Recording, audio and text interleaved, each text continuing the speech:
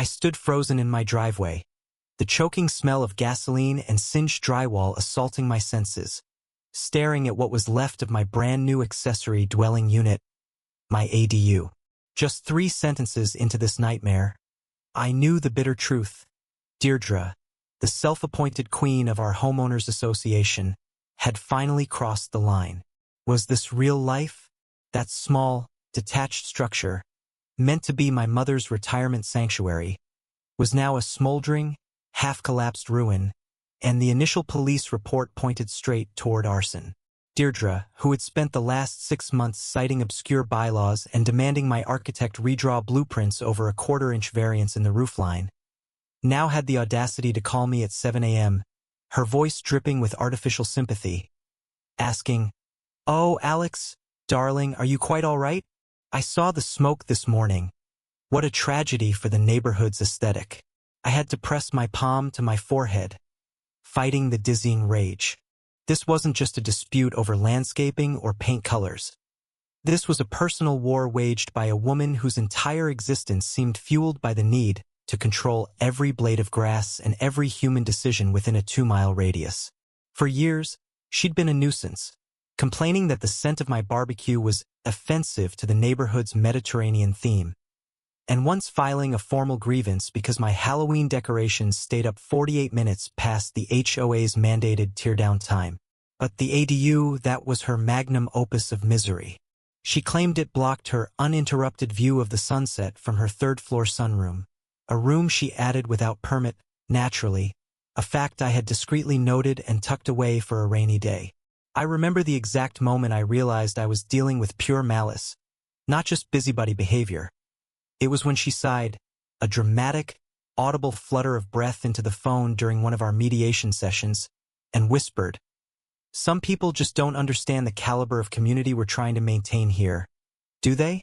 The police were skeptical at first.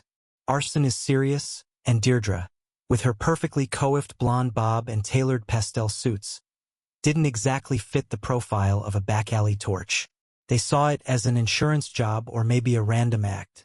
But I knew. I felt it in my gut, a tight, cold knot of certainty. I hired a private investigator the moment the insurance adjuster finished his preliminary walkthrough, noting the chemical accelerant odor. The PI, a retired cop named Mike, looked at the remnants of my dream, the exposed timber skeleton still steaming gently, and just shook his head. "She's protected, son. She practically is the homeowners association we need irrefutable proof." Irrefutable. The word hammered in my head for weeks. I lived in a haze of phone calls, paperwork, and the persistent metallic tang of ash clinging to everything I owned. Couldn't sleep. Every time I closed my eyes, I saw the orange flare-up of the fire, heard the frantic, high-pitched WOP of the smoke alarm. Then Mike called. It was the secondary twist I'd forgotten about, the perfect piece of karmic retribution. "Remember that new security measure Deirdre insisted the homeowners association roll out last month? The high-definition, mandatory street-facing cameras for enhanced neighborhood safety?"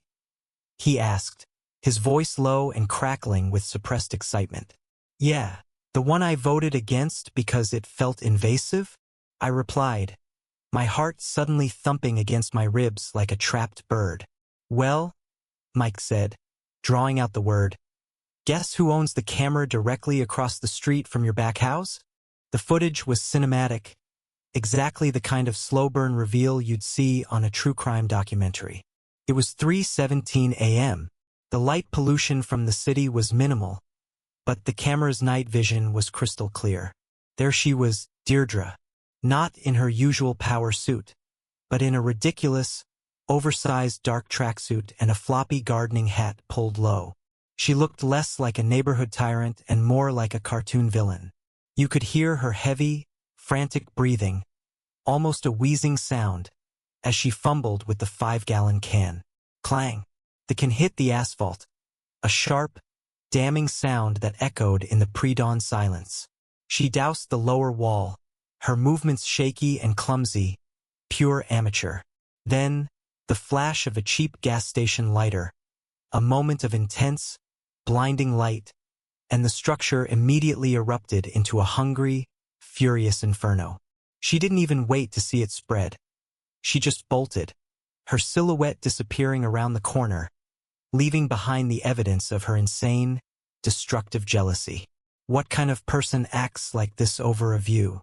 The moment that clip played in the packed courtroom, the air evacuated the room. Deirdre's attorney, a slick, overconfident man, stood with his mouth agape. Deirdre herself shot up from the defense table. "That's not me. It's fabricated. I demand to speak to your manager," she shrieked. The classic Karen refrain now rendered pathetic and terrifying in a legal setting. The judge, a stoic woman with iron-gray hair, simply raised a hand, silencing the outburst. The contrast between the video, the clear act of malicious destruction, and her pathetic, entitled denial was breathtaking. I could finally take a deep, steady breath, inhaling the slightly dusty air of the courthouse, feeling the tightness in my chest finally release. The cross-examination was swift and brutal. My legal team introduced all the documented evidence of her harassment, the petty complaints, the attempts to block permits, the recorded mediation calls where she threatened non-judicial remedies. The arson wasn't just a crime.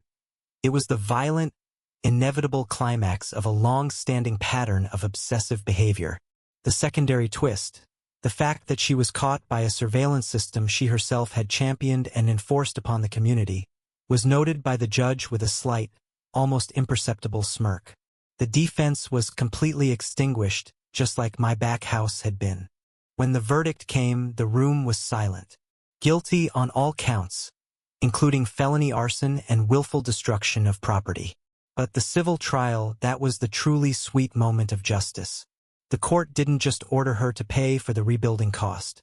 They factored in the mental anguish, the destruction of sentimental value, and the lost retirement income my mother would have gained from the ADU. The final ruling hung in the air. Deirdre was ordered to pay Alex $1 million in damages. $1 million. Her jaw dropped, her perfect composure finally shattering as a strangled, guttural sound escaped her throat. She looked utterly defeated, the queen dethroned and facing financial ruin and, possibly, jail time. It was the absolute bitter end for the reign of this neighborhood Karen. Justice isn't always swift, but when it finally arrives, delivered by the very rules and systems they try to manipulate, it is undeniably beautiful. I walked out of that courtroom, not just with a check, but with a profound, clean sense of vindication, ready to start building something new, something no amount of baseless fury could ever touch again.